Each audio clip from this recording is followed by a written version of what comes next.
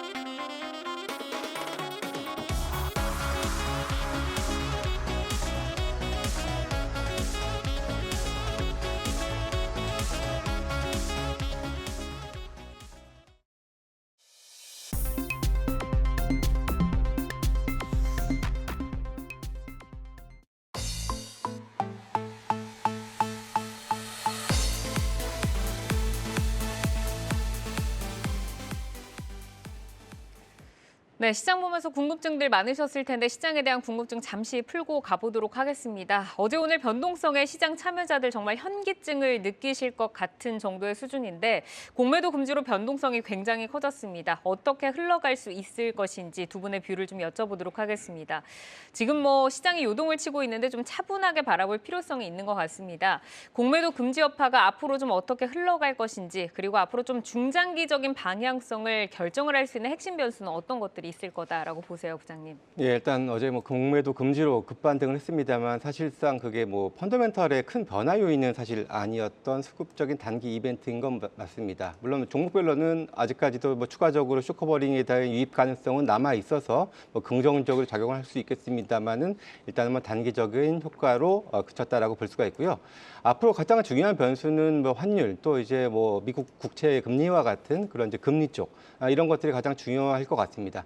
어제 오랜만에 외국인들이 강한 순매수를 일시적으로 보이면서 환율이 잠깐 1,200원대를 구경만 하다가 다시 또 네. 1,300원대로 올라오긴 했습니다만은 일단 또 원화가 계속해서 좀 이제 약세가 지금 나타나는 그런 현상들은 아직은 조금 더 이어질 개연성이 좀 있어 보이고요. 물론 이제 향후에 수립 동향이 추가적으로 최근처럼 뭐 긍정적으로 나온다면은 좀 이제 환율의 추가 상승은 좀 제한적일 수는 있겠습니다만은 그런 부분들을 좀 우리는 체크를 해봐야 될 것 같고요. 사실 미국 시장도 아직은 뭐 베어마켓 랠리 정도 수준에서의 반기 반등이다라는 그런 시각들도 많이 있습니다. 그래서 현재 4.6대로 6%대로 지금 유지가 되고 있는 미국 10년물 국채의 방향성 또한 상당히 좀 중요한 변수로서 우리가 체크를 해봐야 될 것 같습니다. 네, 약세장 랠리를 이제 언급을 하셨는데 이제 페드의 뭐 긴축 종료 기대감도 있었고 그러다 보니까 연말 랠리에 대한 기대감이 좀 살아나고 있었던 그런 시점이었습니다. 자, 그러면 현 시점에서 봤을 때 남은 연말의 포지션 그리고 포트 전략 좀 어떻게 구성을 하는 게 현명할지 장시영 차장께 여쭤볼까요?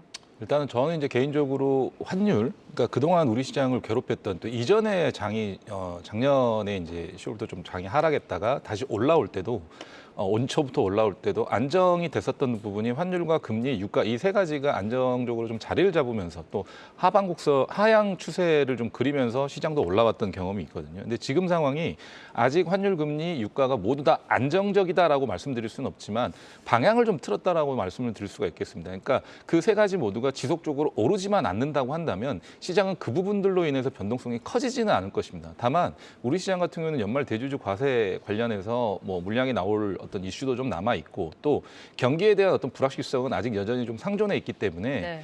그 부분들 가지고 좀 포트를 전략을 짜시면 될 것 같은데 시장에서 주도주가 명확하게 좀 갈렸다는 부분들을 좀 생각을 해보셔야 될 것 같습니다. 그러니까 2차 전지와 반도체 이 섹터 내에서 어느 업종이 지금 현재 주도주라는 부분을 좀 생각을 해보시면 2차 전지는 수급적인 이슈에서 잠깐 좀 급등을 했던 부분들이 있고요. 반도체는 내년 시장을 기대하면서 시장에서 꾸준히 조금씩 올라오는 경향이 좀 있었거든요. 그래서 지금 연말 또는 내년 연초 랠리를 좀 기대하신다고 한다면 저는 지금 현재의 주도주인 반도체 쪽에 어떤 비중을 좀 실어가면서 포트폴리오를 좀 재정비를 하시는 게 어떨까라는 좀 의견을 좀 드리고 싶습니다. 네, 이제 반도체 쪽으로 눈을 좀 돌려보자라고 말씀을 주셨는데 바로 오늘 매도의 기술에 저희가 이 반도체 섹터를 좀 올려봤습니다. 자, 삼성전자와 SK하이닉스가 없는 AI 반도체 ETF가 지금 이제 화두입니다. 여기서 이제 삼성전자와 SK하이닉스가 포함이 되지 않은 AI 반도체의 패키징 그리고 미세화 이런 핵심 공정 관련주만 담은 ETF의 출시 소식이 전해졌는데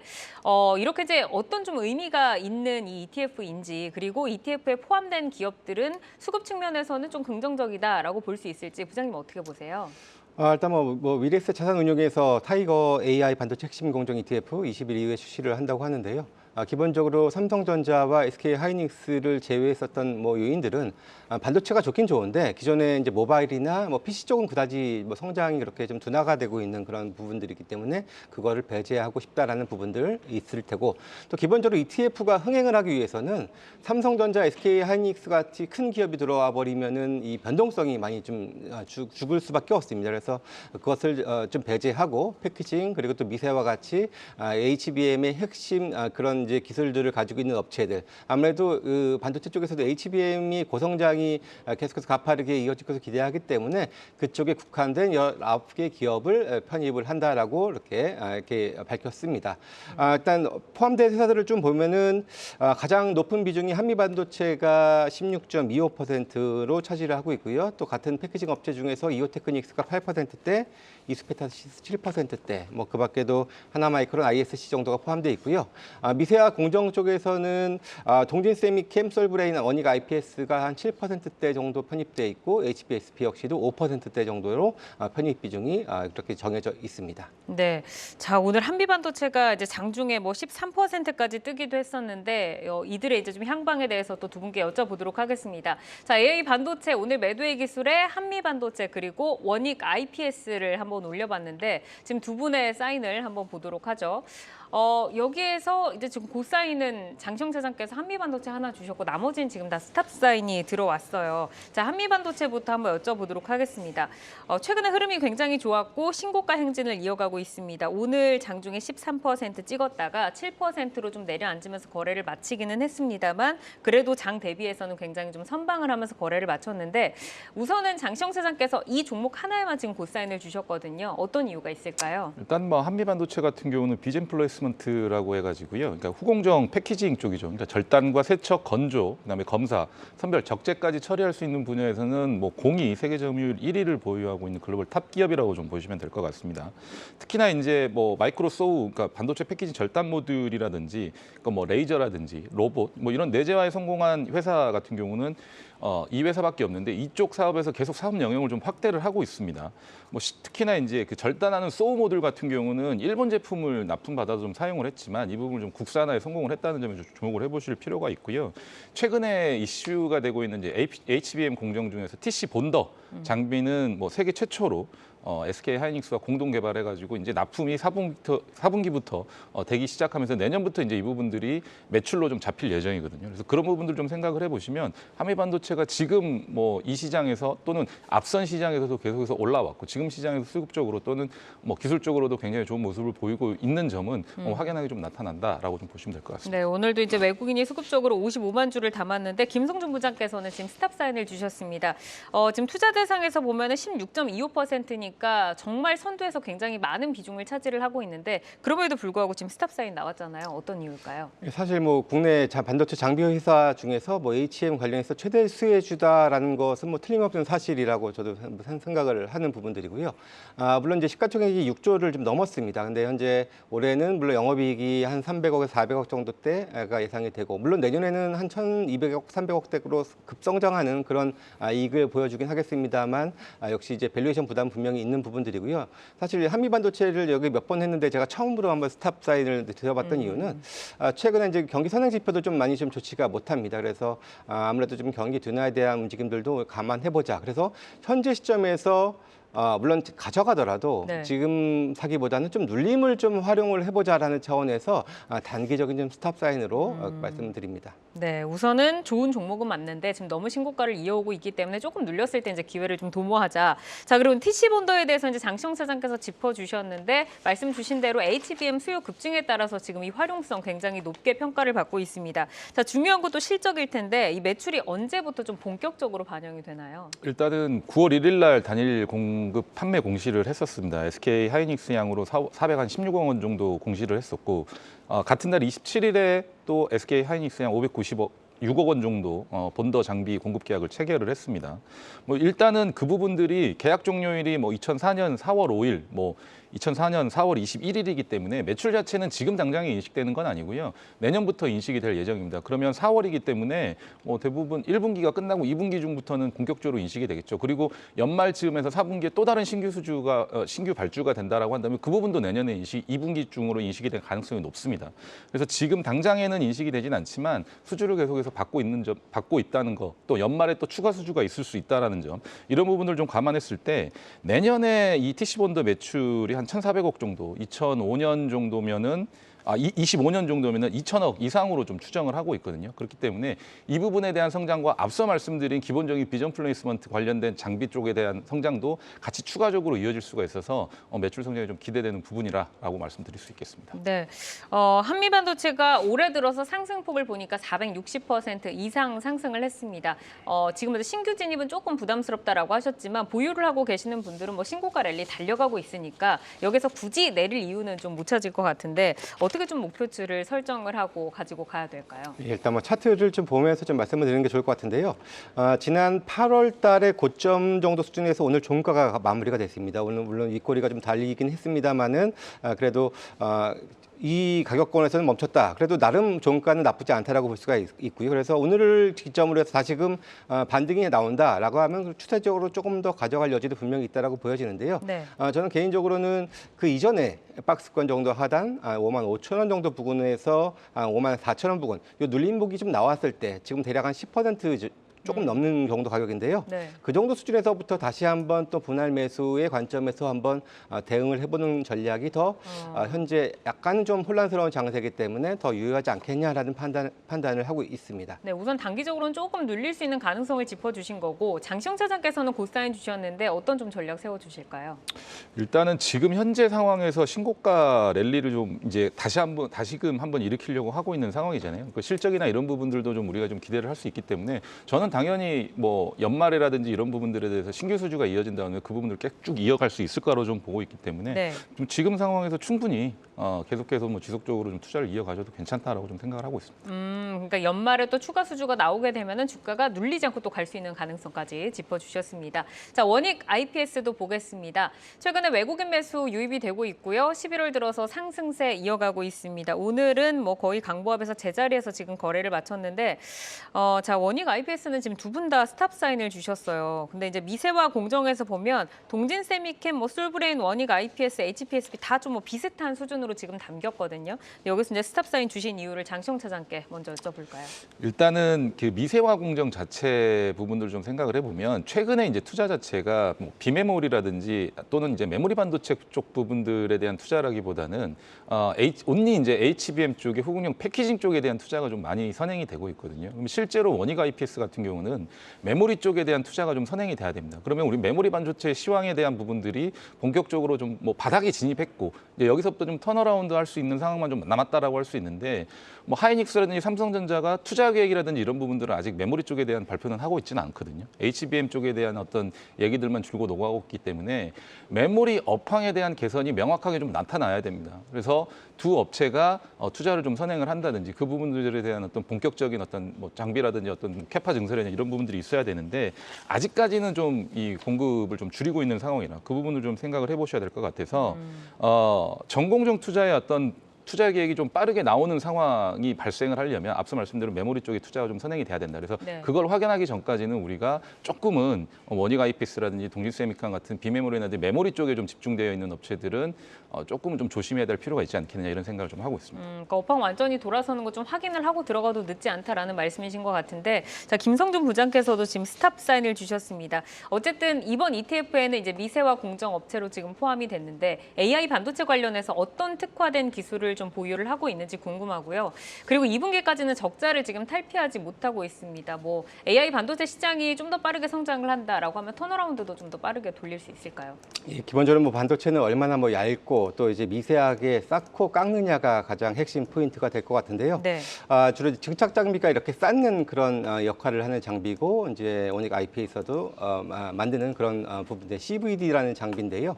이 CVD 장비 같은 경우에는 막이 굉장히 좀 얇기 때문에 미세화 공정에 상당히 부합하는 그런 장비라고 볼 수가 있고요.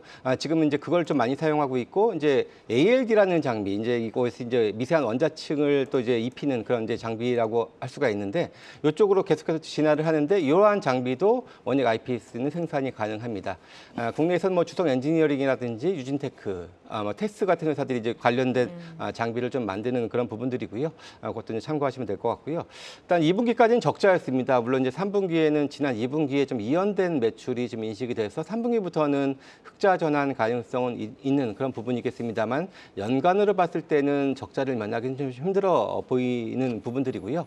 내년에는 그래도 어느 정도 메모리 업황도 일정 부분 회복은 될 것으로 기대가 되겠고 그렇기 때문에 기저효과 때문에 좀 더 그래도 턴어라운드 가능성은 있어 보이긴 합니다. 거기다가 앞서 말씀하셨던 것처럼 AI 장비가 계속해서 우리가 예상보다도 상당히 좀 빠르게 진화를 하고 있는 만큼 뭐 추가적으로 관련 장비에 조기 수익 납품 가능성까지 이어진다면은 뭐 좀 더 빠른 턴어라운드도 기대를 해볼 수 있는 그런 회사라고 할 수 있습니다. 네, 어쨌든 회사에 대한 뭐 내용도 좋고 조금 더 빠른 턴어라운드에 대한 기대감도 있다라고는 하셨지만 지금 스탑 사인을 주셨는데 원익 IPS를 보면은 주가가 최근에는 좀 좋았고요. 뭐 7월 달에 전고점에 조금 다가설까 하고 있었는데 여기서 지금 스탑 사인 나왔으니까 차장님께서는 어떤 좀 전략을 주시겠어요, 주가적으로? 저는 이제 스탑한다고 해서 이게 좀 주가가 빠진다라기보다는 네. 저항이 좀 강력하게 좀 작용을 할 것 같은데 차트 보면서 좀 말씀을 드리겠습니다.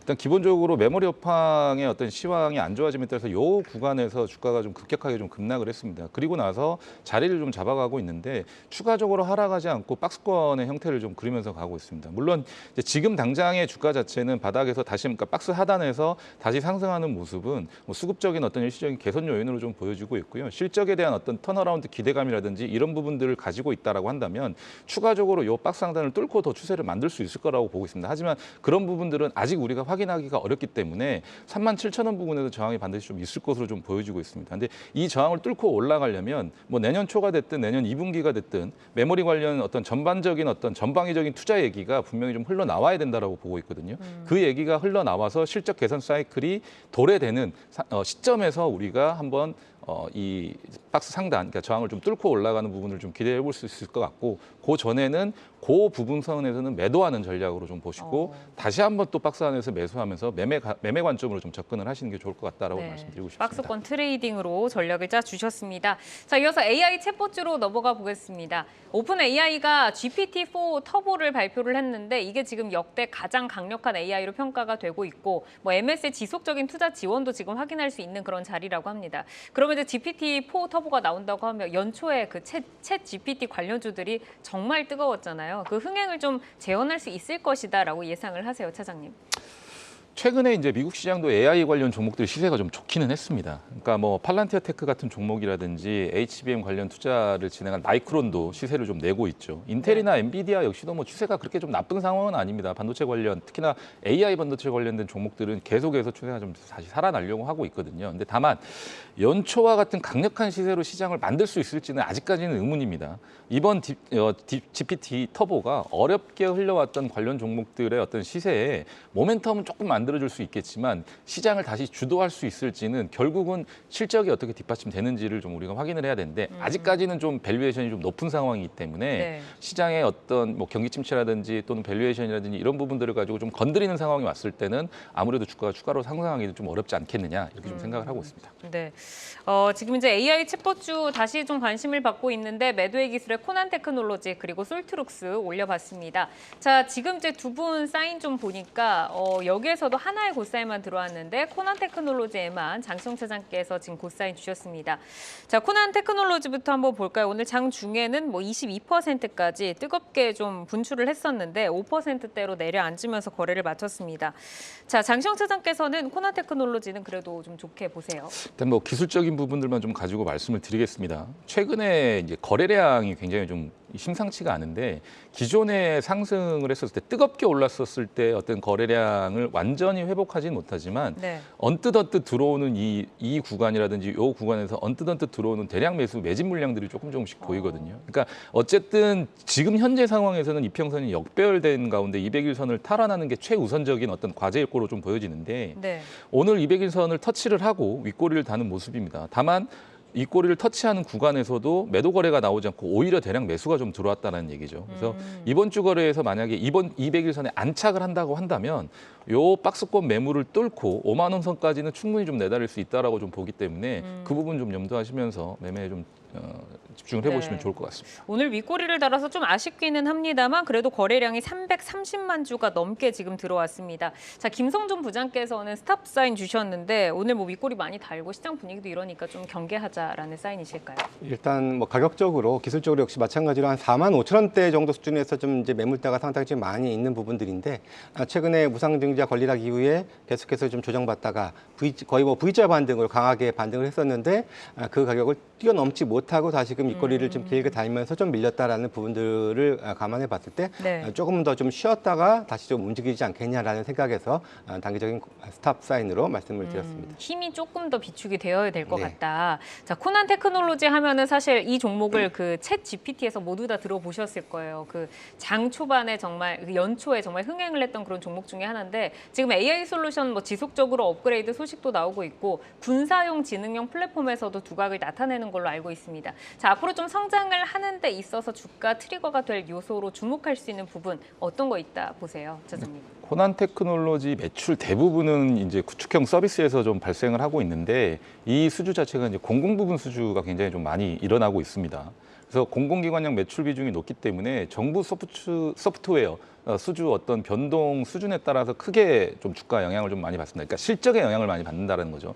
주가는 모멘텀을 한번 받았기 때문에 이제부터는 실적이 어떻게 나타나느냐가 중요합니다. 근데 22년, 23년 상반기에는 뭐 경기 둔화로 인해서 정부 발주가 좀 감소를 해가지고 매출도 줄고 또 LLM 관련 그러니까 뭐 언어 이 서비스 관련해 가지고 개발 비용으로 영업 적자로 전환을 했습니다. 근데 이 부분들의 어떤 실적이 뭐 2003 올해 2분기 기준 수주 잔고가 전년 동기에 비해서 좀 많이 증가를 했다라는 부분은 조금씩 수주가 들어오고 있다라는 거거든요. 이게 이제 내년도부터 실적으로 좀 반영이 되기 시작하면서 바닥을 찍는 모습이 좀 나올 수 있습니다. 또는 오늘의 연말부터 그게 나올 수도 있거든요. 그래서 그 부분을 좀 생각을 하면서 매매를 좀 해보시면 좋을 것 같습니다. 네, 이제 코난 테크놀로지 같은 경우는 또 무상증자가 있었는데 무증 후에 또 가파르게 하락하던 주가가 이제 현재는 주가가 그래도 좀 안정을 찾은 모습입니다. 자, 그러면 고점 부근에 담으셨던 분들은 한 번쯤은 더 오겠지 그 랠리가라고 좀 기대를 하고 갖고 계신 분들 많으실 것 같은데 뭐 오히려 하락을 한다 그러면 뭐 추가 매수해서 평단을 뭐 좀 낮춰야 할지 어떤 전략 유효할까요? 뭐 현재로서는 뭐 사실 오늘도 삼성에서 관련된 좀 AI 관련 포럼이 또 있기도 했었고요. 뭐 AI 관련된 일정들은 상당히 좀 많이 좀 있습니다. 그래서 그런데 그럼에도 불구하고 이런 일정 때마다 다 오르느냐 그렇기보다도 일단 다소 좀 짧은 그런 트레이딩 정도 수준에서의 그 상승 후 좀 조정받는 그런 일정 패턴을 좀 가지고 지금 진행이 좀 되고 있는 상황들이고요. 기본적으로 이 AI 관련된 부분들이 현재는 대부분 국내 특히 뭐 공공기관이라든지 기업의 매출에 국한되어 있는 게 현실입니다. 그런데 일단은 관련된 예산들도 좀 축소가 되고 있는 상황이고 기업들 역시도 현재 뭐 경기 침체 영향으로 그렇게 적극적인 투자를 하고 있지 못하기 때문에 이런 부분들을 일단 뛰어넘기 상당히 좀 어려워 보인다라는 관점이고요. 일단 현재로서는 일단 반등 시 매도하는 전략이 오히려 더 현명하다라는 생각이 현재는 아직은 좀 드는 그런 상황입니다. 네, 알겠습니다. 자, 이어서 그럼 솔트룩스로 넘어가 보겠습니다. 솔트룩스는 지금 5거래일 만에 하락 반전을 했는데 오늘은 이제 0.7%를 좀 지켜내면서 거래를 마쳤고 장중에는 이제 한 3% 정도까지 좀 빠졌다가 올라왔습니다. 지금 여기에서는 두 분 다 지금 스탑을 주셨는데 장시영 차장께 의견 먼저 여쭤볼까요?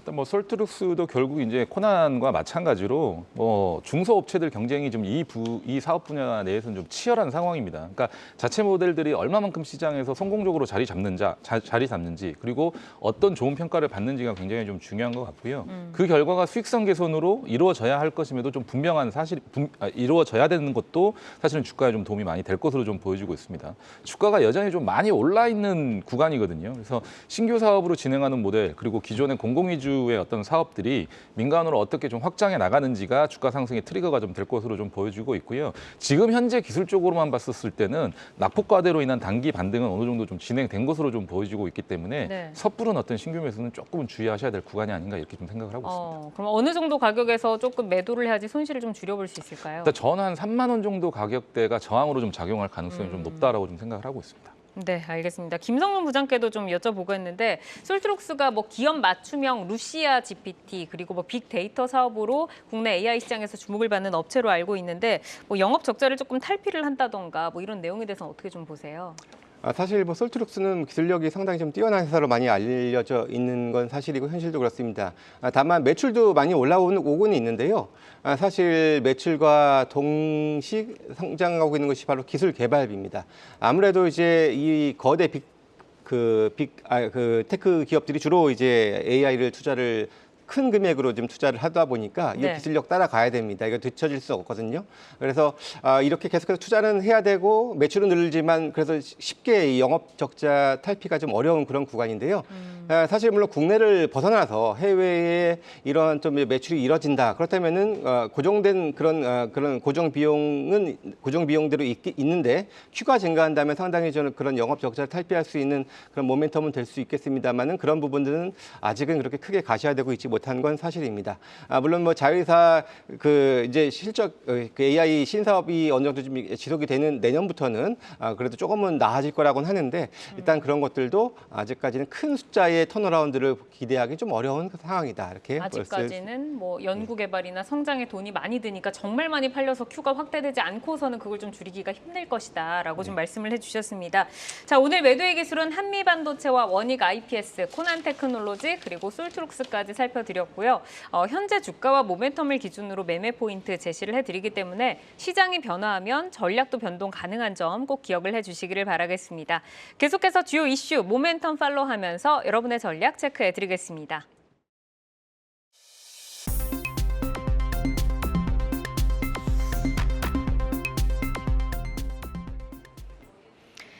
장 마감 후 4시부터 6시까지 진행되는 시간의 투자 리그, 시간의 거래 동향 만나보는 이 시각 시간의 단일가입니다. 정규장 마감 후 오후 4시부터 6시까지 10분 단위로 시간의 단일가 거래가 이뤄지는데요. 시간의 주요 종목 등락률 실시간으로 생생하게 전달해 드리겠습니다. 그럼 이 시각 시간의 단일가 코스피 상승률 상위부터 살펴보겠습니다. 네, 신흥과 남광 토건이 각각 10% 그리고 9% 강세를 보이면서 시세를 분출하고 있습니다. 또 거래량 실리는 종목들 위주로 한번 살펴드리겠습니다. 먼저 진원생명과학이 6% 강세를 보이고 있는데요. 오늘 4거래일 만에 하락 전환하면서 1% 약세로 마감을 했는데 시간에서 상승 반전에 성공했습니다.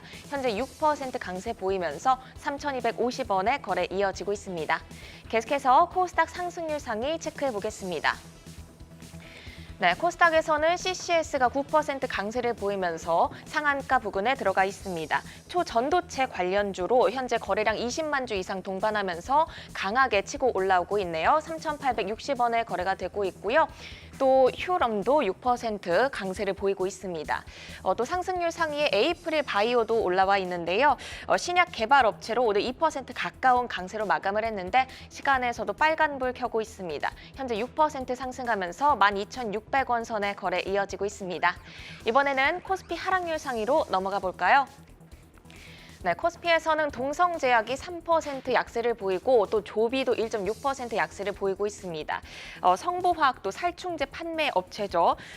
빈대 관련주로 오늘 20% 급등을 했는데 시간에서 2.7% 밀리고 있습니다. 빈대 관련주들의 약세가 지금 두드러지게 보이고 있고요.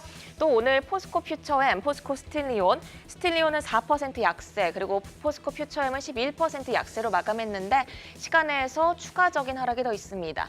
포스코 퓨처엠은 1.9% 그리고 포스코 스틸리온은 1.4% 약세를 보이고 있습니다. 마지막으로 코스닥 하락률 상위로 넘어가 볼까요?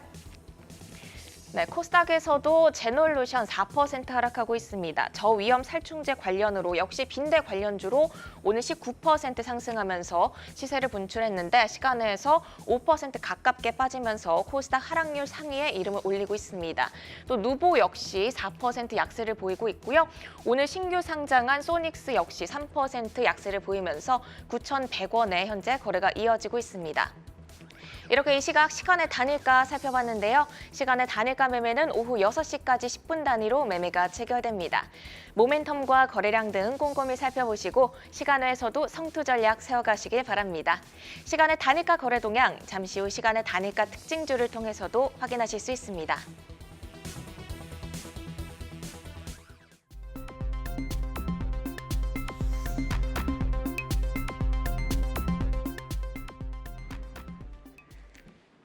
네, 시장의 변동성이 이틀 연속 지금 지속이 되고 있습니다. 투데이안경 코리아마켓 오늘은 변동성 장세 속에서 주목할 수 있는 종목 만나보도록 하겠습니다. 자, 한중현 파트너께서는 삼성바이오로직스 가지고 오셨고요. 김성준 부장 메지온 그리고 장시영 차장 프로텍 가지고 오시면서 지금 제약바이오 종목이 2개가 올라와 있는데 한중현 파트너의 삼성바이오로직스부터 만나보도록 하겠습니다. 현재 어떤 모멘텀에 주목을 할 수 있을까요? 네. 지금 이제 시장의 화두가 공매도 금지인데 그 이제 본업도 탄탄한 공매도 금지 수혜주를 한번 갖고 와봤습니다. 그 지난주에 이어서 이번 주도 좀 먼저 죄송하다는 말씀을 드려야 될 것 같은데 삼성전자에 이어서 지난주 삼성전자를 갖고 왔잖아요. 삼성전자에 이어서 삼성바이오로직스를 갖고 왔는데 누구나 알 수 있는 그런 종목들을 갖고 온 것 자체는 좀 죄송하다고 말씀드리고 싶고 다만 이제 지난주에 이어서 이번 주도 좀 전략 관점으로 좀 접근하시면 좋을 것 같아요. 그래서 지난주에도 제가 삼성전자를 갖고 온 이유가 삼성전자를 포함해서 그냥 지수 상방에 배팅을 하자 그거에 대한 이슈로 갖고 와봤고 오늘은 그러면 이제 그 삼성바이오로직스를 갖고 온 거는 공매도 수혜주에 대해서 조금 더 심도 깊은 생각을 해봐야 된다. 좀 그런 의미를 한번 갖고 와봤거든요. 네. 그래서 물론 이제 주말에 이제 뉴스가 나오고 어제 시세로 다 반영이 돼서 이제 2차 전지가 공매도 금지의 가장 큰 수혜주다. 좀 이렇게 시장에 좀 퍼지긴 했습니다만 2차 전지만큼 제약 바이오 섹터 역시도 큰 수혜를 볼 수 있다고 좀 생각을 하는 게 코스피 200 헬스케어 지수랑 코스닥 150 헬스케어 지수 모두 지수 평균 대비 이제 공매도 잔고 비율이 되게 높거든요. 그래서 제약 바이오 쪽이 그러면 지금 기대감이 없는가? 그렇게 볼 때는 기대감이 또 되게 많이 남아 있거든요.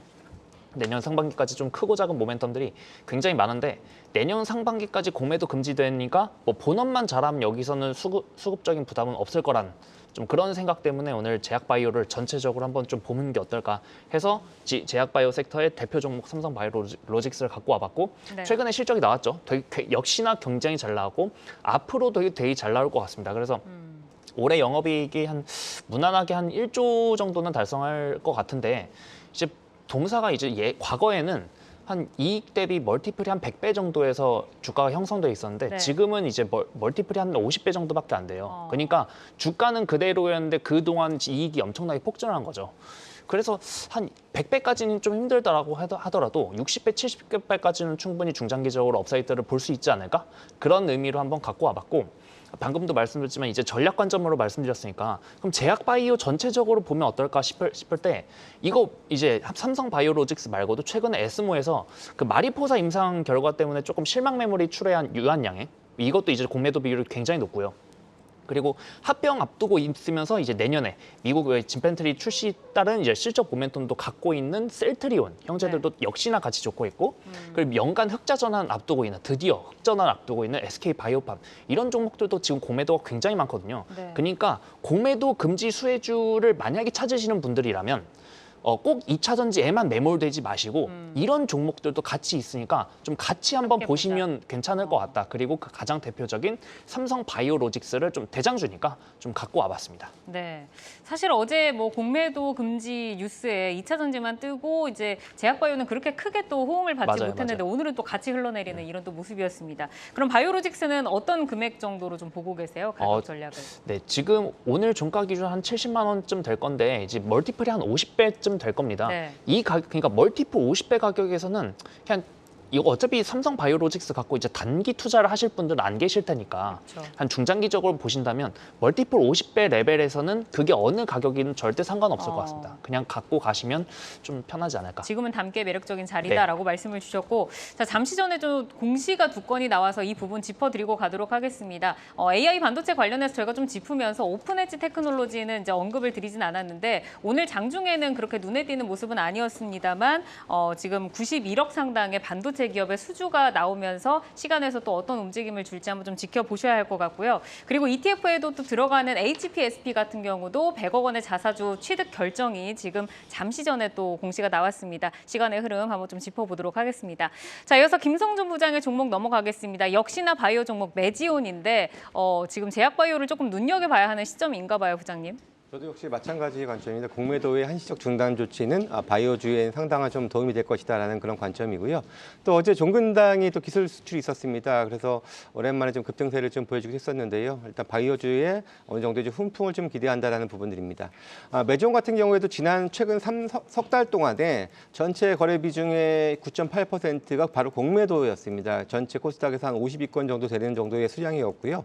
대부분 쭉 보면 2차 전지와 바이오가 대부분 차지하고 있을 만큼 공매도의 주 타겟이었는데 특히나 바이오 같은 경우에는 2차 전지는 그래도 좀 올랐다가 밀렸었던 부분들이라면 네. 상대적으로 바이오는 많이 좀 맞아요. 크게 오르지 못했었죠. 그래서 그러한 차원에서의 한번 주목을 좀 해볼 필요가 있겠다 싶고요. 특히 또 지난달 말이었습니다. 첫 번째 환자 등록이 이제 시작이 되면서 본격적인 임상이 좀 되는 그 상황인데요. 역시 임상에 있어서 환자 모집은 상당히 좀 중요한 부분들인데 2021년부터 미국에서는 이제 폰이라는 그런 그런 그 커뮤니티를 출범을 해서 이제 폰턴 환자 1만 명 프로젝트를 좀 진행을 하고 있습니다. 이런 것들은 향후에도 임상 그 환자 모집에 상당히 좀 유리할 수 있는 부분들이고 또 임상 성공 시에 마케팅에도 상당히 유리하게 좀 작용할 수 있는 부분들이기 때문에 그러한 긍정적인 측면 생각을 해볼 수가 있겠고요. 또 어제부터 오늘까지 이제 관련된 임상 관련해 가지고 저 미국에서 또 이제 스케줄을 좀 진행을 하고 있습니다. 뭐 이제 담당 의사라든지 뭐 코디네이터를 대상으로 실시를 해서 아마 본격적인 임상 궤도가 될 것으로 보여지고요. 국내에서도 140명 정도 수준의 또 환자까지도 지금 확보가 된 것으로 이렇게 알려져 있는 상황입니다. 또 가장 주목할 것은 이제 임상 스케줄을 쭉 보게 되면은 이제 내년 1월경이면은 전체 환자의 한 절반 정도가 이제 완료가 될 것으로 보여지고 투약이 끝날 것으로 보여지고 그렇다면은 추적 관찰 기간 동안 한다면은 대략 한 3분기 내년 3분기 정도면은 이제 중간 데이터 결과 값이 나올 것으로 보여지는데요. 그 값이 긍정적이라면은 임상도 조기 종료 가능성도 있을 것이고 행여나 조금 더 그냥 끝까지 간다 하더라도 내년 초까지는 이제 전체적인 임상 결과를 도출해낼 것으로 기대가 되는데 그렇다면은 근데 동사가 그 동안에 지금 갖고 있었던 이 폰탄 치료제 관련해 가지고 상당히 퀀텀 점프할 수 있는 큰 요인으로 작용할 것으로 기대를 하고 있습니다. 네, 그러면 매주는 가격에 대해서는 좀 어떤 정도로 보고 계실까요? 예, 뭐 최근 들어서 뭐 상당히 조금 지지부진한 주가 흐름을 좀 많이 보였습니다. 뭐 그동안에 올해 들어서는 연초부터 꾸준하게 좀 우상향하다가 네. 지난 이제 8월 그 말부터 조금씩 좋지 못한 그런 흐름을 보이긴 했었는데요. 최근에 다시금 이제 좀 조정은 어느 정도 마무리되고 이제 박스권적인 움직임을 좀 기대를 해볼 수 있을 것으로 좀 보여지는데요. 일단 제가 오늘 제시하는 것은 손절가 35,000원 정도, 뭐 행여나 조금 더 밀리더라도 한 33,000원 정도 수준에서는 일단 지지가 충분히 가능할 것으로 보여지고요. 그렇다면 일단 목표가는 이전의 고점을 넘겨서 한 6만 원까지도 한번 목표를 해서 좀 중장기적인 시각으로 같이 임상 스케줄을 한번 보자 이렇게 말씀드리고 싶습니다. 네, 지금 하방을 좀 다지고 있는 만큼 횡보의 구간을 좀 버텨내다가 6만 원까지의 목표가를 한번 노려보자라고 말씀 주셨습니다. 자, 이어서 장시영 차장의 종목 보겠습니다. 프로텍인데요. 어떤 매력 포인트 있을까요? 일단은 뭐 어드밴스드 패키징에 대한 수요가 좀 증가를 하고 있는데 면단이 어떤 이 레이저를 활용한 리플로우 장비를 좀 암코사와 개발을 했습니다. 그래서 2022년에 출시를 했고 매스플로우 장비 같은 경우는 오븐에 이렇게 넣어가지고 이 녹여서 좀 본딩을 하는 장비인데 그 장비를 활용하다 보면은 어쨌든 뭐 대단위 면적을 한 번에 붙일 수 있다라는 장점은 있지만 열 전도율이 뭐 효율적으로 좀 전달이 되지 않기 때문에 휘임 현상이라든지 불량이 좀 발생하는 이 현상들이 좀 있거든요. 시간도 좀 오래 걸리고 하지만 레이저로 이렇게 톡톡톡 구간별을 쏴서 본딩을 한다고 한다면 뭐 불량률도 굉장히 현저히 낮아지고 시간도 좀 빠르게 절약을 하면서 단축을 할 수가 있습니다. 그래서 원래는 암코사와 개발을 하고 독점적으로 계약을 했기 때문에 암코사 외에는 판매를 할 수가 없었는데 그 부분이 좀 올해부터 해제가 되면서 TSMC에서 적극적인 좀 구애를 하고 있는 상황입니다. 그래서 이 부분이 뭐 올해 연말이라든지 내년부터 시작해가지고 뭐 매출이라든지 또 수주 성과라든지 이런 부분들이 좀 들려오는 소식들이 있을 것으로 좀 기대가 되고 있고요. 네. 메모리 업황 자체는 좀 부진했기 때문에 기존의 어떤 주력 장비는 디스펜서 장비는 매출이 좀 감소를 했습니다. 그래서 올해 같은 경우는 매출이 한 1,000억 정도로 예상이 되지만 내년부터는 이 레이저 본딩 장비가 지속적으로 좀 다른 업체들, 암코사 외의 다른 업체들로 좀 많이 팔리게 된다면 뭐 2,000억대 이상의 어떤 매출도 좀 기대를 해볼 수가 있어서 실적에 대한 어떤 개선 기대감까지도 좀 살아 있다라고 좀 보시면 될 것 같습니다. 네, 그러면 프로텍은 가격 어떻게 보고 좀 접근을 해볼까요? 일단은 추세가 아직까지는 다시 좀 살아나고 있는 모습은 아닙니다. 그래서 좀 차트를 좀 보시면 기본적으로 5만 원 선 부근에서 어떤 매수를 좀 노려봄직하고요. 요 박스 구간에서 그러니까 추가적으로 주가가 올랐다가 하락하지 않고 거래를 좀 죽이면서 옆으로 좀 횡보를 하고 있는 듯한 모습입니다. 그래서 5만 원 정도 선 부근에 좀 매수를 해서 요 박스를 좀 바로 좀 뚫을 수 있다라는 좀 생각을 하고 있습니다. 연말쯤부터 시작을 해가지고요. 그래서 매수를 5만 원 정도로 해서 7만 원 정도의 전고점 수준까지 충분히 오를 수 있다라고 좀 보고 있고요. 만약 이 부분이 한 번 더 실패해가지고 뭐 박스 하단으로 다시 내려간다고 한다면 4만 5천 원 부근에서는 과감하게 좀 손절을 하고 다음 한번 시세를 좀 노려보시는 게 좋을 것 같다라고 좀 말씀드리고 싶습니다. 네, 우선은 지금 박스권에서 좀 힘을 많이 모아온 듯하니 5만 원에서 들어가서 40% 정도를 좀 업사이드를 노려보자라고 말씀을 주셨습니다. 자, 투데이안경 코리아마켓 변동성 장세 대응 종목으로 한중현 파트너의 삼성바이오로직스, 김성준 부장의 메지온, 그리고 장시영 차장의 프로텍까지 만나봤습니다. 함께해 주신 김성준 하이투자증권 도곡 WM센터 부장, 장시영 유한타증권 압구정 지점 차장 여기서 인사드리겠습니다. 고맙습니다. 시간의 단일가 거래 속 특징주들을 따라가 보는 시간의 단일가 특징주 탑5입니다. 시간의 단일가 거래는 내일장까지 연결돼 움직이는 종목들이 많은데요. 오늘 함께 하시면서 매매 전략에 잘 활용해 나가시길 바랍니다. 그럼 5위부터 바로 확인해 볼까요? 의료 로봇 업체로 최근 흐름 좋았습니다. 오늘은 약보합에 마감했지만 최근 바닥을 다지고 우상향 흐름이었는데요. 현재 시간에서 매수세 붙으면서 1% 강세 보여주고 있습니다. 4위는 워트입니다. 지난 10월 26일에 상장해 약진해 오던 신규 상장주인데요. 최근 4거래일 동안 급락하면서 오늘도 11% 하락세로 마감을 했습니다. 하지만 시간에서 다시 매수세 들어오면서 4% 정도 탄력적으로 상승을 주고 있습니다. 3위는 코난 테크놀로지가 차지했습니다. 오늘 매도의 기술 종목에 올라왔던 종목이기도 하죠. 정규장에서 윗꼬리가 길게 달리긴 했지만 5%대 빨간불 유지하며 마감했는데 시간에서도 빨간불 이어가고 있습니다. 3% 가깝게 상승을 하고 있고요. 2위는 CCS입니다. 초전도체 관련주로 현재 거래량 1위를 기록하고 있습니다. 57만 주 이상 거래량 동반하면서 정규장보다 더 탄력적인 모습 보여주고 있는데요. 현재 상한가 부근에 들어가 있습니다. 1위 확인해 볼까요? 진원생명과학입니다. 4거래일 만에 하락 전환하면서 오늘 1% 약세로 마감을 했습니다. 하지만 시간에서 상승 반전에 성공했는데요. 현재는 5% 정도 상승을 주고 있습니다. 그럼 특징주 5위 큐렉소 좀 더 자세히 진단해 볼까요? 인공관절 수술 로봇 업체로 의료 로봇 사업의 실적 호전 기대로 최근 주목을 받고 있습니다. 또 인도네시아 현지에서 열린 K-메드텍 행사에서 큐렉소의 시연 소식도 전해지기도 했는데요. 정규장에서 약보합으로 마감했지만 시간에서 1% 상승 반전했습니다. 향후 주목할 모멘텀과 주가 전망 들어볼까요? 네, 큐렉소 한번 말씀을 드리겠습니다. 생각을 해보면 상반기에 이제 2차 전지 말고도 의료 AI랑 로봇 테마들도 굉장히 좀 강했거든요.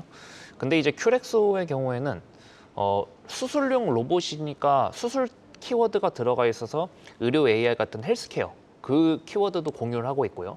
로봇이라는 키워드도 같이 공유하고 있기 때문에 의료 AI 플러스 로봇이라는 듀얼 모멘텀을 갖고 있었습니다. 그래서 주가도 굉장히 탄력적이었고 그리고 한 8, 9월부터 주가가 꺾일 때도 역시나 탄력적으로 주가가 꺾이는 그런 모습이었거든요. 그러다가 최근에 좀 바닥에서 이제 로봇이나 의료 AI 종목들이 같이 올라오고 있기 때문에 그것 때문에 같이 좀 올라오는 거다 정도로만 좀 해석을 하셔야 될 것 같고 그러면 지금부터 큐렉소가 다시 전고점을 갈 것이냐 그거에 대해서는 로봇 테마주의 대장주나 아니면 의료 AI 테마주의 대장주들 각각 이제 두산 로보틱스랑 루닛이 있겠죠. 얘네가 전고점을 회복해 주느냐에 따라서 이 큐렉소의 향후 주가 전망을 좀 해볼 수 있을 것 같은데 아직은 이제 두산 로보틱스나 루닛이 전고점 회복을 못했으니까 지금 이제 두산 로보틱스나 루닛에 비해서 조금 순위가 떨어지는 큐렉소를 주가를 좀 논하기는 좀 어려워 보일 것 같습니다. 그래서 오히려 지금 이제 의료 AI나 로봇 쪽을 보시는 분들이라면 큐렉소를 보시는 것보다는 원래 대장주에서 고점에서 많이 빠졌지만 아직도 수급상으로는 대장주인 두산 로보틱스나 루닛을 같이 보시는 걸 좀 추천을 드리고 두산 로보틱스는 심지어 어제였죠. 어제가 이제 1개월짜리 락업이 풀리는 날이었기 때문에 단기적으로 좀 불편한 수급들도 없어졌을 겁니다. 그래서 두산 로보틱스를 차라리 조금 더 보시는 게 큐렉소보다는 단기적으로 조금 더 괜찮은 전략이지 않을까 좀 이렇게 한번 말씀을 드려보겠습니다. 네, 최근 바닥을 다지고 올라오는 종목이긴 하지만 대장주들의 두드러진 상승이 있기 전에는 좀 보수적으로 보셨습니다. 이어서 오늘장 특징주로 경농 보겠습니다. 정부가 권장하고 있는 빈대 살충제가 효과가 없다는 내용의 논문이 이미 10년 전에 공개된 것으로 확인되면서 오늘 대체 살충제가 부각되면서 상한가를 기록했습니다. 빈대 이슈가 날마다 확산되는 분위기인데요. 지속적인 모멘텀 기대해봐도 좋을까요?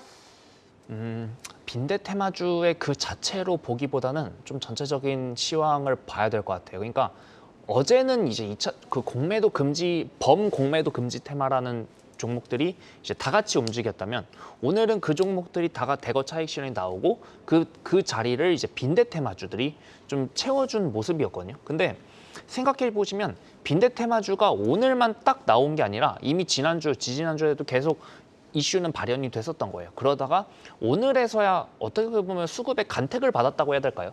수급의 간택을 받은 건데 그러면 지금부터 새로운 테마가 발현이 됐으니까 이제부터 새로운 시세가 쭉쭉 뻗어나갈 것이냐라고 생각했을 때는 새로운 뉴스가 아닙니다.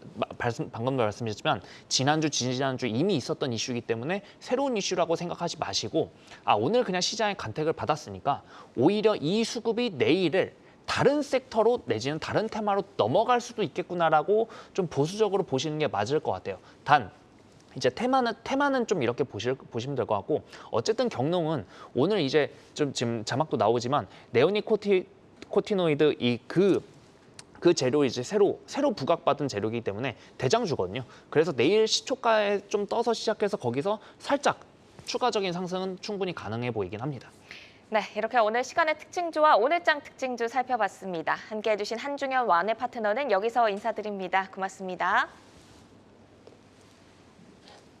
증시 브리핑 전해드립니다. 오늘 중화권 증시는 어제 차익 매물이 쏟아지면서 하락세 보이고 있습니다. 차계지수 0.04% 약보한 마감, 선전도 0.1% 소폭 밀렸습니다.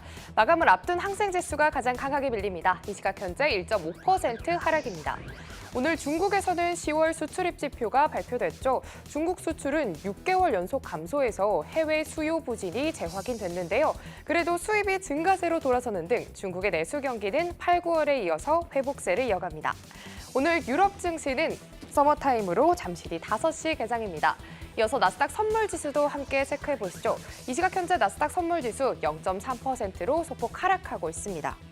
시장에서는 오늘 공개되는 미국의 9월 무역 수지 결과를 주목하고 있습니다. 잠시 뒤 10시 30분 공개입니다. 지금까지 이마영이었습니다. 투데이 안경 코리아 마켓 저희가 준비한 소식은 여기까지입니다. 오늘도 함께해 주신 여러분 고맙습니다.